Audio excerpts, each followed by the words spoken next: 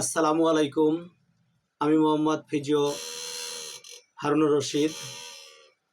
আপনাদেরকে স্টক বাথরুমে যে স্টক করে এই স্টকের 6টি কারণ বলবো। বাথরুমে যে কেন স্টক করে।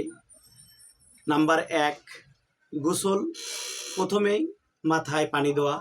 নাম্বার 2, রক্তর চাপে হঠাৎ পরিবর্তন হলে।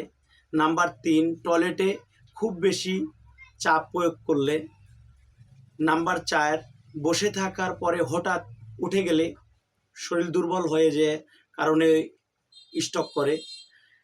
শরীরের পানি শূন্যতা দেখা দিলেও স্টক করে। গরম পানি দিয়ে দীর্ঘক্ষণ গোসল করলে সেক্ষেত্রেও ব্রেন স্টক হয়ে থাকে। বাথরুমে বা ওয়াশরুমে অবশ্যই আমরা সতর্ক থাকব এবং যেন স্টক যেগুলো কারণে হয় সেটা থেকে আমরা বিরত থাকব। আসসালামু আলাইকুম।